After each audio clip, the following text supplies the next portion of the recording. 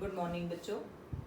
आज हम आपकी व्याकरण का दूसरा विषय मतलब हमने अलंकार किए थे पहले, आज हम छंद करेंगे। तो छंद में देखिए क्या होता है। पहली बात तो छंद किसे कहते हैं? जो हमारी काव्य यानी कविता की रचना की जाती है। तो अलंकारों में तो आपने पढ़ा कि कैसे वर्णों की मतलब आवर्ती है, अनुप्रास में शब्दों की है, ये सारी बातें आती हैं। लेकिन छंद में क्या होता है?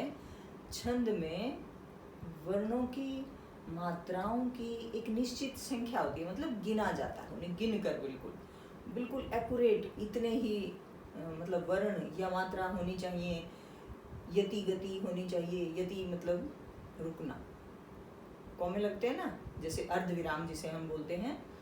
तो हम कहेंगे कि जिस रचना में वर्णों और मात्राओं की संख्या निश्चित हो, यति गति का पूर्ण रूप से ध्यान रखा गया हो और गणों का भी ध्यान रखा गया हो, तो वो क्या होते हैं?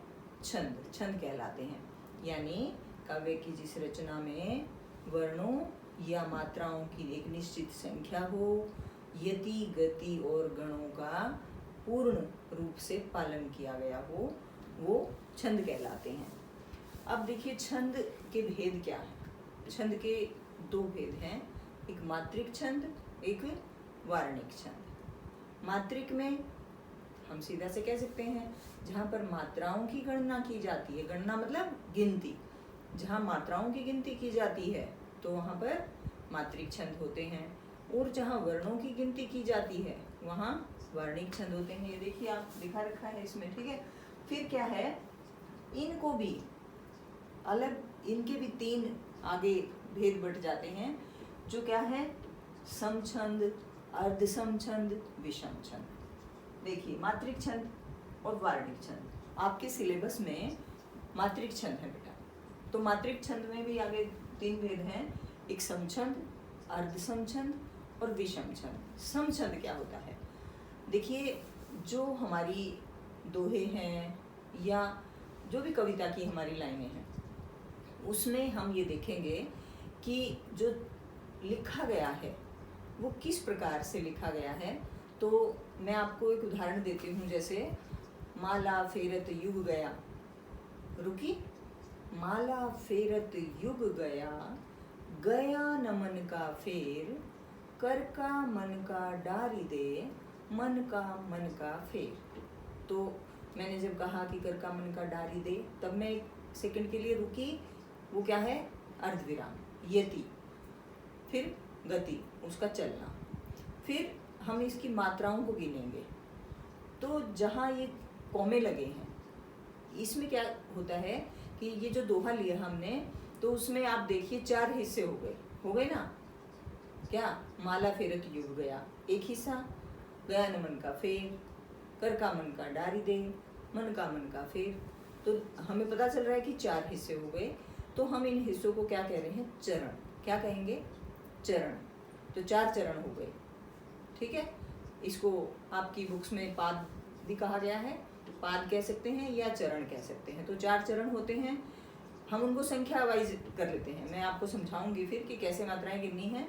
तो चार उसकी संख्या हो गई, चार चरण हो गए। अब पहला, दूसरा, तीसरा, चौथा, हमने इनकी संख्या निश्चित कर दी, भाई ये है हमारे पास, चार चरण हो गए। तो क्या होता है उनमें फिर जो क्या है, माला फेरत युग गया, ये जो शब्द हैं हम इन पे मात्राओं को गिनेंगे। तो ये गिनना भी हमें आना चाहिए। कैसे गिनेंगे?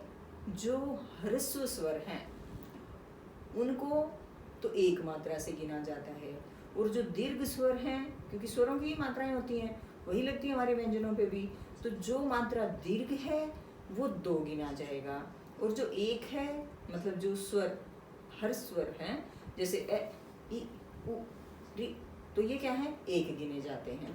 तो एक के लिए तो हमने खड़ी पाई का मतलब एक डंडे का प्रयोग कर रखा है, और जो दो है उसको हम गुरु कहते हैं, वे उसको लघु कहेंगे। गुरु मतलब बड़ा, बड़ा मतलब दो, वहाँ दो मात्राएं हैं, तो उसे हम एस, जैसे इंग्लिश में एस लेटर बनाते हैं ना, एस के द्वारा दर्शाते हैं। तो इसमें क्या होगा, जिस दोहे में या जिन पंक्तियों में 4 चरण हों और चारों में मात्राओं की संख्या बराबर बराबर हो, तो हम क्या कह देंगे? समछंद। बताया ना मैंने, समछंद हो जाएंगे। और अगर पहली वाली और तीसरी बराबर हों, चरण में पहले चरण की मात्रा और तीसरे चरण की बराबर हों, दूसरे की और चौथे की बराबर हों, तो हम क्या कहेंगे उसे? अर्ध समछंद। और विषम, जिसमें कोई भी मिलती ना हो मात्राएं, तो ये इसके भेद हो जाएंगे। मैंने अभी बताया था लघु के लिए ह्रस्व स्वर की मात्रा, देखो ये खड़ी पाई है जैसे, मतलब एक डंडा जैसे लगा देते हैं हम, पूर्ण विराम जैसे लगाते हैं, तो उस तरह की होती है। ये किन वर्णों में? ए, क, छ, ज, री, पू, कृ, जी, ली, ये सब क्या हैं? ये वो वर्ण हैं जिनकी हम मात्रा क्या गिनेंगे? एक गिनेंगे। ठीक है। अब दीर्घ स्वर मैंने बताया था ऐसे डिनोट करते हैं, मतलब ऐसे दर्शाते हैं। तो आ, ई, उ, ए, ओ, ली, बे, ये मतलब मात्रा किसकी है? स्वरों की हैं। और जो दीर्घ स्वर हैं वो आप लोगों को पता है, जैसे आ, ई, ए, उ, तो ये सब क्या है? ओ, औ, ये दीर्घ हैं। तो जिन वर्णों पे दीर्घ मात्रा लगेंगी उसे 2 से गिनेंगे, और जिस पे मतलब हर स्वर वाली लगेगी, मतलब नहीं लगेगी, ई छोटी ई होती है ना, जो जिसको आप छोटी ई बोलते हो, हम उसे बोलते क्या है? ई। तो ई मात्रा जिस पे है, उ है, वो क्या होगा? 1, यानी कि लघु है, वो लघु मात्रा आएगी उसमें, और 1 से गिनेंगे उसको। नियम क्या होते हैं? देखिए, एक दो नियम है इसके छोटे छोटे से। संयुक्त व्यंजन से पहले का लघु। संयुक्त व्यंजन पता है कौन से होते हैं? अक्षय, त्रय, ज्ञ, और जैसे सत्य है, सत्य है कहा ना, तो जो तय और ये वो भी तो इकट्ठे हो गए हैं 2, तो उनको भी हम क्या कहेंगे? संयुक्त व्यंजन कहेंगे। तो संयुक्त व्यंजन से पहले का अगर लघु है, जैसे इसमें हमने बताया कि कक्षा है, जैसे शब्द सत्य है, तो जो क है हम उसको वैसे तो 1 गिनते ना 1, लेकिन यहाँ पर संयुक्त व्यंजन से पहले आ रहा है, वो ये नियम है बेटा। तो ये याद रखना पड़ेगा आपको कि जितने संयुक्त व्यंजन होंगे या संयुक्त वर्ण होंगे, उनमें क्या है? उससे पहले आने वाला लघु हमेशा 1 ना गिनकर 2 गिना जाएगा। ठीक है। इसी तरह लघु के बाद यदि ये किसका निशान है? अनुस्वार। यदि चढ़ाते हैं ना अंगूर, अंक, तो वो क्या है? अनुस्वार। और विसर्ग हो तो क्या होता है? उसको भी हम 2 गिनते हैं, बड़ा गिनते हैं, मतलब गुरु गिनते हैं। गुरु का मतलब 2 मात्रा। जैसे दुख है, तो वैसे तो दुख पे छोटे ऊ की मात्रा है ना, छोटे ऊ की तुम्हारे हिसाब से, मतलब हम छोटा ऊ बोलते हैं, वैसे हमें बोलना नहीं चाहिए क्योंकि हम गलत बोलते हैं। ये हमें छोटा ऊ बड़ा ऊ नहीं बोलना, हमें ऊ बोलना है। ठीक है। तो ऊ दुख आ रहा है, लेकिन विसर्ग से पहले है, इसलिए हमने इसको कितना गिना? 2 मात्रा गिनी। इसी तरह मंगल है, तो उसमें भी क्या होगा? हमें वैसे तो म को 1 गिनना था, लेकिन अगर बिंदी लगी है अनुस्वार की, तो हम उसे गुरु गिनेंगे। गुरु मतलब 2 मात्रा गिनेंगे। इसी तरह तीसरा है अनुनासिक। यदि हरस मात्रा के ऊपर ये है, मतलब चंद्रबिंदु जिसको कहते हो, तो वो क्या होगा? लघु ही रहेगा, वो गुरु नहीं होगा। जैसे हंसना है, तो हंसना के हम क्या गिनेंगे? 1 गिनेंगे हंसना को, अगर अनुनासिक है तो। ठीक है। अनुनासिक बोलते हैं ना इसको, चंद्रबिंदु को, ये नाक और मुंह से बोला जाता है। ठीक है। हंसना, आँख, तो ये सब क्या है? हम इसे 1 गिनेंगे। ठीक है। तो अब मैं आपको इसको कैसे गिनते हैं वो बताती हूँ। ये आप थोड़ा बहुत समझ ही गए होंगे। बाकी इसमें चरण के बारे में मैं बता चुकी हूँ, यति के बारे में बता चुकी हूँ, गति के बारे में बता चुकी हूँ। ठीक है। कहाँ कौन सा, जैसे एक होता है इसमें क्रमछंद में किस स्थान पर गुरु और किस स्थान पर लघु वर्ण आएगा, इसके लिए भी एक नियम रखा होता है। लेकिन आप लोगों के सिलेबस में बस 2 ही हैं, दोहा और चौपाई छंद। कौन से हैं? दोहा और चौपाई छंद। तो मैं आज आपको पहले दोहा छंद के बारे में बताती हूँ। दोहा छंद में क्या है, किस तरह से मात्रा गिनेंगे ये देखिए।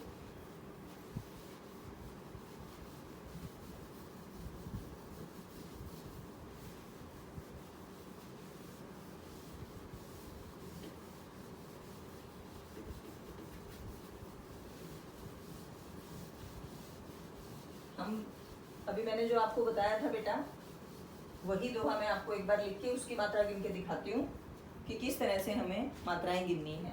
देखिए, जैसे हमने लिखा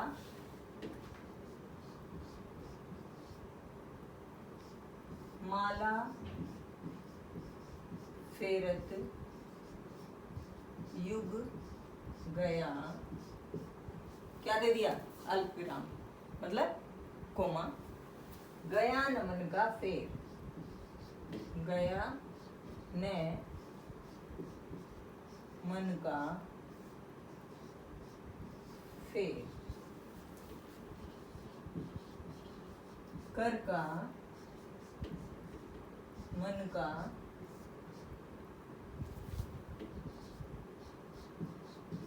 डारी दे, मन का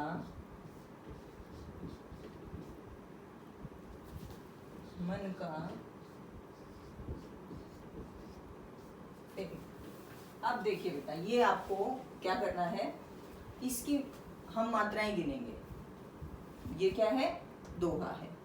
अब हमारे सिलेबस में भी क्या है, दो ही है, एक दोहा और एक चौपाई। तो दोहा है, ये कबीरदास जी द्वारा लिखा गया है, आप लोगों ने पढ़ा भी होगा, पहले छोटी क्लास में भी पढ़ा होगा। तो अब हम इसकी मात्रा गिनेंगे, जैसा मैंने बताया था उसके हिसाब से ध्यान रखिए कि ये क्या है। पहली बात तो एक और समझिए उससे पहले, जैसे मैंने आपको क्या बताया था, यहाँ तक हम ले एक चरण, ये क्या है, दूसरा चरण, ये पहला चरण, ये दूसरा, हम इसको यहाँ से ले लेंगे, ये तीसरा चरण है और ये चौथा चरण हो गया। ये ठीक है, हमने इसको 4 चरणों में बांट लिया। दोहा है, आपसे क्या हुआ, एग्जाम में पूछेंगे कि दोहा छंद की परिभाषा उदाहरण सहित बताइए, तो आप इसकी परिभाषा भी बनाते जाएंगे साथ साथ कि दोहा एक, अब देखिए मैं बताऊंगी ना तब समझ में आ जाएगा। ये 4 छंद हो गए, मतलब 4 चरण, सॉरी, तो 4 चरण, इसके क्या कहोगे, दोहा 4 चरणों वाला एक छंद होता है, यानी आप ये कह देंगे कि दोहे में 4 चरण होते हैं। फिर अभी आगे देखिए क्या होगा, इसकी हम मात्रा गिनेंगे। मैंने आपको बताया था कि जो ह्रस्वर होता है, यानी जहां पर कोई मात्रा नहीं लगी होती, ए ई की तो छोटी बताया था, तो जहां पर ए ई उ री वाली होंगी तो वहां हम लघु गिनेंगे, और जहां पर दीर्घ मात्रा होगी वहां पर हम क्या गिनेंगे, गुरु। तो अब देखिए ये कौन सी मात्रा है, आ की है ना, आ, मा, तो आ जुड़ गया इसमें, तो हम इसको कैसे गिनेंगे, इसकी मात्रा ये 2 हो गई। मैंने कहा था कि 2 को हम कैसे गिनेंगे, गुरु हम कैसे लिखते हैं, एस, जैसे हम इंग्लिश लेटर एस लिखते हैं, फिर ये ला भी यही है, तो 2 मात्रा ये हो गई। अब ये देखिए फेरत, फेरत में भी एक ही मात्रा लगी है और एक क्या है, दीर्घ में, तो ये भी क्या हो जाएगा, इसकी भी 2 मात्रा हो गई। अब र के साथ कोई दीर्घ मात्रा नहीं लगी हुई, तो आप देखिए 1 मात्रा 1 मात्रा, फिर आप युग पे आ जाइए।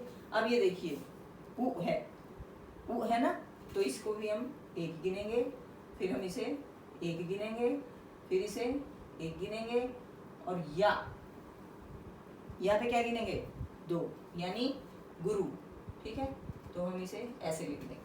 ठीक हो गया, इतने को समझ लीजिए। पहले गिनिए मात्रा कितनी हो गई, 2 4 6 7 8 9 10 11 और 12 13, कितनी हो गई मात्रा, 13, टोटल कितनी हो गई, 13। समझ में आ गई बात। इसी तरह आगे गिनते हैं, कितनी होगी इसकी, 1, इसकी कितनी होंगी, 2, न की कितनी होगी, 1, म 1, न 1, का 2, फे 2, र 1। अब इसे गिनिए कितनी होगी, टोटल कितनी हो गई है? 1 और 2 3 4 5 6 7 8 9 10 11। कितनी हो गई है? 11। आपने देखा क्या है, पहले चरण में कितनी मात्रा है टोटल? 13, दूसरे में 11। दोहे की दूसरी पहचान ये है। पहला क्या बताया था मैंने? इसमें 4 चरण होते हैं चारों चरण। फिर आपने इसकी मात्रा गिनी, पहले में 13 है, दूसरे में 11 है। आप इसे नीचे भी गिनिए, गिन के देखिए जल्दी। इसमें 1, इसमें का की कितनी हो जाएंगी? 2, 1 1 2 2। अब डारी री पे ई बोला है मैंने, ई नहीं बोला। आपको पता है ये छोटी ई की मात्रा जिसको आप बोलते हो, तो ये क्या होगा? 1। दे पे ए है तो 2 हो जाएंगे। गिनिए इसे, कितनी हो गई? 2 4 5 6 7 8 9 10 11 12 13। कितनी हो गई? 13 मात्रा। इसी तरह इधर आ जाइए, इसको भी गिनिए जल्दी जल्दी। 1 2 का है ना, मन का पे तो दीर्घ है, 2 हो जाएंगी। इसी तरह से ये भी सेम हो जाएगा, और फे और रे इसे गिनिए, ये 11 हो जाएंगी मात्रा। ठीक है, इस तरह से आपको मात्रा गिननी है बेटा। बड़ा आसान है, एक बार सिर्फ समझ में आना चाहिए, उसके बाद आप बहुत आसानी से इन मात्राओं को गिन सकते हैं। आपने देखा, अब हम इसकी दोहे की परिभाषा बनाएंगे। देखिए दोहे में क्या होगा, इसके 4 चरण होते हैं। 4 चरण हैं, पहले और तीसरे चरण की मात्रा समान है, दूसरे और चौथे चरण की समान है ना। दूसरे में 11 है, चौथे में 11 है, पहले में 13 थी, तीसरे में 13 है। तो क्या होगा, पहले और तीसरे में और दूसरे और चौथे में कितनी मात्रा है? पहले में 13 11 13 11। यानी हम ये कह सकते हैं कि अर्ध सम। मैंने आपको बताया था ना कि आधा समान है, सारी चरणों में मात्राएं समान नहीं है। आधा समान हो गया तो क्या कहा हमने? अर्ध सम छंद है। हम पहले ही इसको लिखेंगे, दोहा एक अर्ध सम छंद है, यानी आधा बराबर छंद है। ठीक है, दोहा एक अर्ध सम छंद है। इसके 4 चरण होते हैं, इसमें पहले और तीसरे चरण में 13 13 मात्रा होती हैं, दूसरे और चौथे में 11 11 मात्रा होती हैं। ठीक हो गया, दोहा समझ में आ गया। तो ये है मात्रा गिनने का तरीका। इस तरह से आप मात्रा गिनेंगे, आपको बहुत समझ में भी आ गया होगा। कुछ मैंने आपको वैसे भी करवा दिया है, रिटन वर्क जो था इसका मैं भेज चुकी हूँ आपके पास। तो ये देखिए, इस तरह से आप इसकी मात्रा गिनेंगे और इसकी परिभाषा बना देंगे। बहुत आसान है ये, आप अपने एग्जाम में भी लिख सकते हैं। और भी बहुत सारे दोहे हैं, कबीरदास जी के तो सारे ही दोहे हैं, और आप उनको अगर मात्रा गिन के देखेंगे, मैं आपको रिक्वेस्ट कर रही हूँ कि सभी बच्चे जरूर अपने घर पे कॉपी पेन उठा के और इन मात्राओं को गिनना सीखें, क्योंकि आपके जो एग्जाम है उसमें 101% दोहा और चौपाई, जो आपके 2 ही छंद हैं, और 4 नंबर का आता है ये सीधा। कई बार 2 नंबर का आ जाता है, कई बार ये दे देते हैं कि भाई दोहा दे दिया, आपसे पूछा कि इसमें कौन सा छंद है और मात्रा गिन के दिखाओ, या आप ये कह देंगे कि दोहे छंद की परिभाषा और उदाहरण बताइए। तो बहुत ही आसान है नंबर लेने इसमें, आप इसको ध्यान से करेंगे तो ये बहुत आसान है और कर लेंगे आराम से। तो आपको समझ में आ गया होगा, दोहा क्या है? एक अर्धसम छंद है, इसमें 4 चरण होते हैं, पहले तीसरे में 13 13 और दूसरे चौथे चरण में 11 11 मात्रा होती है। ठीक है, अब हम करेंगे चौपाई। तो चौपाई छंद बेटे, आप 10th वाले बच्चों को तो ये बिल्कुल अच्छी तरह पता है, आपने एक कविता पढ़ी होगी, राम लक्ष्मण परशुराम संवाद। उस कविता में जो बड़े बड़े पैराग्राफ आपके दे रखे हैं वो सब क्या हैं? चौपाई हैं। ठीक है, तो उसमें अगर आप गिन के देखेंगे ना, कोई भी उसका उठा लें तो उसमें गिन के देखना वो चौपाई है। अब चौपाई छंद की मैं बता दूं पहले एक बार क्या परिभाषा है। जैसे ये तो समझ में आ गई, तो इसलिए अब बताने में फायदा है कि जिस तरह से दोहे में 4 चरण थे, इसमें भी 4 चरण होते हैं। ठीक है, लेकिन ये एक सम छंद है। चौपाई क्या है? चौपाई क्या है? एक सम छंद है। सम छंद क्यों कहा मैंने? वो अर्धसम था दोहा। दोहा क्या था? अर्धसम छंद था। और ये क्या है? सम छंद है, क्योंकि इसमें जो 4 चरण हैं, चारों की मात्राएं समान हैं। कितनी कितनी हैं? 16 16 हैं। एक पंक्ति में कितनी हो जाएंगी? 32 मात्रा हो जाएंगी। तो वो क्या हो जाएगा हमारा चौपाई छंद। उसे भी देख लीजिए एक बार, मैं एक आपको करके दिखा देती हूँ, नोट कर लीजिए।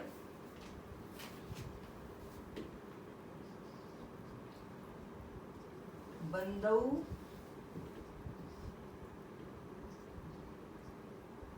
गुरुपद, आप नोट करना चाहें तो कर लें। गुरुपद, बंदौ गुरुपद, पदुम परागा, सुरुचि, सुरुचि सुभाष, सरस अनुरागा,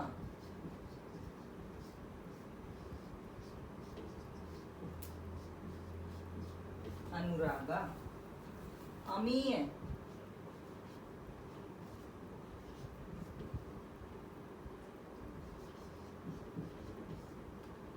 मूरिमय, चूरन, चारू, समन सकल,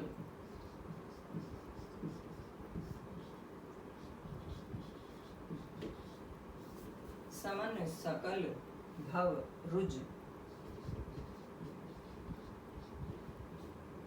भव रुज परिवारु। तो देखिए बेटा, इसमें भी क्या होगा, अब आप इसकी मात्राएं गिन के देखिए, वही आप उसी तरह से लिखेंगे कि इसमें भी 4 चरण होते हैं। ठीक है, ये एक समछंद है और इसमें मात्रा गिन के देखिए। मैंने आपको बताया था अनुस्वार अगर उस पे आ जाता है तो ये 2 गिना जाएगा, 1 1 1 1 1 1 1 1 1 1, रा में 2, गा में 2।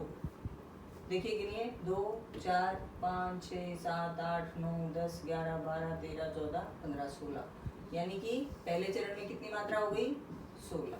इसी तरह आप दूसरा गिनिए, सु उ है तो आप इसे एक ही लिखेंगे, रु भी और ची भी, तो ये क्या है, तीनों में एक एक आ गया। इसी तरह इसमें भी बा, बा में क्या आ जाएंगी, 2 आ जाएंगी। फिर स में 1 1 1 1, इसी तरह 1 1 2 और 2, गिननी आ गई। कोई मुश्किल नहीं होता, ये बहुत आसान होता है। आप अपने उसमें राम लक्ष्मण परशुराम संवाद की कोई भी चौपाई उठा लीजिए, हनुमान चालीसा है उसकी भी सारी चौपाई है, आप उसमें से भी कोई याद कर सकते हैं, बहुत आसान हो जाएंगी। तो ये गिन के देखिए, 3 4 5 6 7 8 9 10 11 12 13 14 15 16, हो गई ना 16। इसी तरह आप नीचे वाले को भी कर लेंगे। इसमें आप क्या लिखेंगे, चौपाई एक समछंद है, इसमें 4 चरण होते हैं, चारों चरणों की मात्राएं समान होती हैं, यानी 16-16 मात्राएं होती हैं। आप एक लाइन और ऐड कर सकते हैं कि एक पंक्ति में टोटल 32 होती हैं, दोहे में भी कर सकते हो लाइन ऐड कि उसमें 13 और 11 कितनी हो गई, 24 मात्राएं होती है एक पंक्ति में। इसकी एक पंक्ति में कितनी हो गई, 32 हो गई। ठीक है, तो ये था आपका एक टॉपिक व्याकरण का छंद, जिसमें आपके 2 छंद हैं, एक दोहा और एक चौपाई। मुझे लगता है आप लोगों को अच्छे से समझ में आ गया होगा। अगर फिर भी कुछ ना आया हो बेटे तो कमेंट बॉक्स में आप पूछ सकते हैं, मैं फिर कोशिश करूँगी। लेकिन बहुत ही आसान है ये टॉपिक और नंबर पूरे आ जाते हैं। तो ये आपको समझ में आ गया होगा। ये थे आपके छंद। धन्यवाद।